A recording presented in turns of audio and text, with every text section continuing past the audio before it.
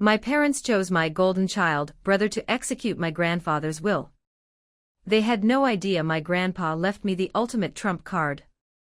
My grandfather was a quiet, deliberate man. A carpenter by trade, he taught me that the strength of any structure isn't in what you see, but in the integrity of its hidden joints. He passed away 2 months ago at the age of 88, and his lesson about hidden joints has become the defining principle of my life. I, 30F, am the disappointment of the family. I didn't become a doctor or lawyer. I'm a librarian and a historian for our small town, a job I love that pays just enough to be comfortable. My brother, Mark, 35M, is the golden child. He's a slick, successful real estate developer with a flashy car, a big house, and a condescending smile. My parents, who value appearances above all else, worship the ground he builds on. When my grandpa's will was read, it seemed straightforward. He left his modest house to be sold, with the proceeds to be split equally between me and Mark.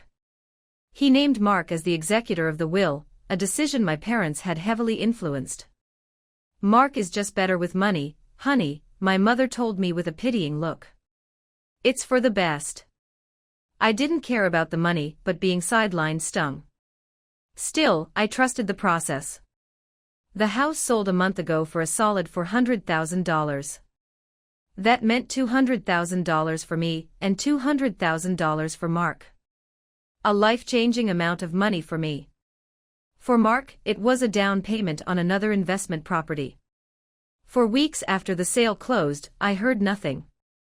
When I'd call Mark, he'd be evasive. Just waiting for the funds to clear probate, sis. Lots of legal stuff you wouldn't understand. When I'd ask my parents, they'd defend him. Be patient, dear. Mark is very busy. Don't be greedy. Last week, my suspicion turned into a cold, hard certainty. I saw Mark post pictures on Instagram from a lavish, spontaneous vacation to Italy with his wife. He was wearing a new Rolex. They were dining at Michelin-star restaurants. This was not the behavior of a man waiting for funds to clear. I did something my grandpa taught me to do when you suspect a board is rotten. I tapped on it to see how it sounded. I hired a lawyer for a 1-hour consultation. She told me that as a beneficiary, I was entitled to a full accounting of the estate's finances. So I sent Mark a formal, legally worded email requesting a complete financial statement of the sale, the accounts, and a timeline for disbursement. The panicked phone call from my mother came within minutes. What are you doing? Are you accusing your brother of something? You're going to tear this family apart over some money. Mark called next, his slick confidence replaced by a flustered rage. It's invested, okay. I put the money in a short-term real estate fund. It's going to double, and then you'll get your share. You should be thanking me. He invested my inheritance without my permission. He gambled my future on a risky venture to fund his lavish lifestyle. He and my parents had decided, without consulting me, that I was too simple-minded to be trusted with my own money. They thought they knew best. They made a critical mistake. They assumed because I'm quiet, I'm weak. They assumed because I value books over balance sheets, I'm ignorant. But they forgot who my grandfather was. And they have no idea what he really left me. Tucked away in the back of my grandpa's favorite armchair, which he left to me specifically, was a small, hand-carved wooden box. Inside was a letter addressed to me, and a single, old-fashioned skeleton key. The letter read, "My dear girl, I know them. I know they will try to take what is yours because they do not understand your worth. But a wise man always builds a hidden support beam. This key is for my old workshop. You know the one. Look behind the main saw. Your real inheritance is waiting there. I trust you'll know what to do with it. Love, Grandpa." I haven't been to the workshop yet. I'm going tomorrow. My family thinks this is a financial dispute. They have no idea that I'm about to uncover the hidden joint that holds their entire world together, and I have a feeling it's about to give way. Update. It's been 2 days and you guys gave me so much support and comfort. Thank you so much. This update will focus on the workshop. The air in my grandpa's old workshop smelled of sawdust and time. It hadn't been touched since he passed. The key slid into the rusty lock with a satisfying click. My heart pounded as I walked to the back, to the massive old table saw that was the centerpiece of his life's work. Behind it, just as he'd said, was a loose floorboard. I pried it up and there it was.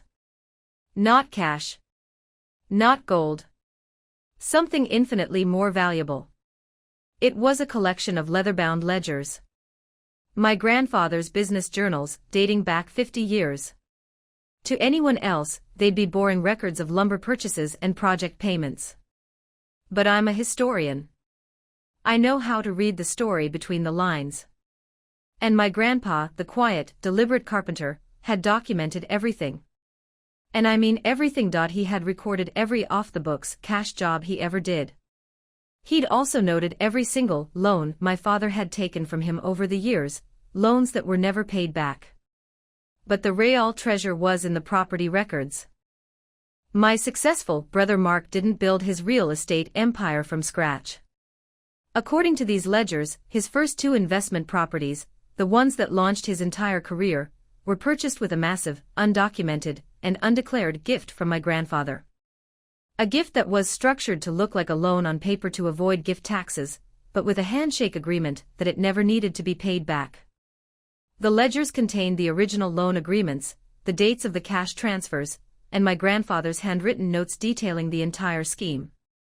Mark didn't just build his business on a lie, he built it on a foundation of massive tax evasion. My parents' entire image, their carefully constructed facade of having a self-made, successful son, was a complete fraud. And my grandfather had left me the blueprints to prove it. I sat on the dusty floor of that workshop for hours, just reading. It wasn't just a story of money, it was the story of my family's character. My grandpa saw it all. He knew they would underestimate me. He knew they would be blinded by greed. And he didn't leave me money. He left me a weapon. A perfectly crafted, historically documented weapon of truth. I've made copies of everything. The originals are now in a bank's safe deposit box. My lawyer is practically salivating. I sent a new email to Mark and my parents an hour ago. Subject: an interesting historical record. Dear all. It seems I've misjudged the value of Grandpa's estate. I've recently uncovered his business ledgers from 1970 to 2020. They are fascinating.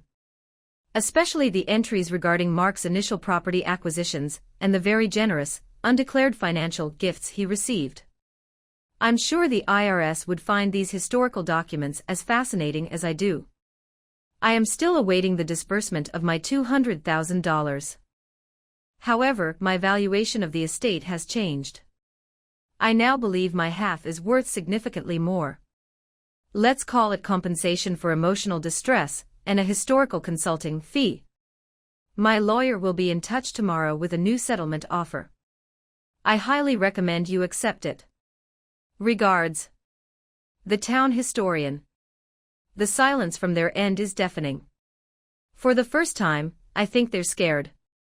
They're not scared of a lawsuit.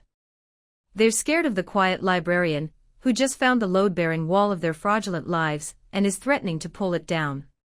Update. Once again, thank you so much for the support and kind comments. It's been a month and so much has happened. The past month has been the most surreal of my life. The new settlement offer my lawyer drafted was a work of art. It demanded not just my original $200,000, but an additional $300,000 for a total of $500,000. It also included a clause that required my parents and brother to sign a legally binding document acknowledging the existence of the ledgers and the financial arrangements detailed within. It was, in essence, a signed confession. The alternative. We would submit the ledgers to the IRS and the State Tax Commission as part of a whistleblower claim. My lawyer gleefully informed them that the penalties, back taxes, and interest on 15 years of tax fraud would bankrupt Mark and likely lead to criminal charges. My brother, the slick real estate mogul, folded like a cheap suit. They held a family meeting at my parents' house, which I was summoned to. It was the first time I had seen them since the emails. They didn't look angry anymore. They looked hollowed out. My mother tried to appeal to my sense of family. My father sat in stony silence. Mark just looked at me with a sort of pathetic bewilderment.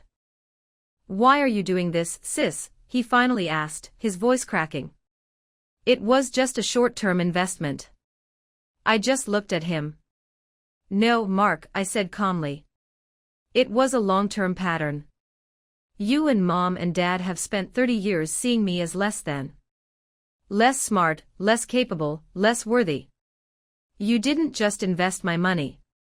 You dismissed my entire existence. This isn't about the cash. It's about you finally acknowledging the truth. The truth that Grandpa saw all along." They signed the papers the next day. The $500,000 was wired to my account last week. But the money isn't the victory. The victory is the silence. The victory is the knowledge that their entire family dynamic, built on the myth of the golden child, has been shattered. They can't look at Mark anymore without seeing the fraud. They can't look at me anymore without seeing the person who holds their future in her hands. I haven't destroyed them. I've done something far more damaging. I've forced them to see the truth. With my inheritance, my real inheritance, I paid off my mortgage. I set up a trust for my grandpa's favorite local library. And I started a new project. I'm writing a book, a history of our town, told through the lives of its craftsmen, its builders, its quiet, deliberate people. The people like my grandfather, who understood that true strength is built on foundations of integrity. My family still doesn't speak to me. And I've never felt less alone. Thank you for watching my videos. Comment down below about your thoughts. And make sure to give it a thumbs up if you liked it, or thumbs down if you disliked it. Hitting the subscribe button also much appreciated. I'll catch you up next time.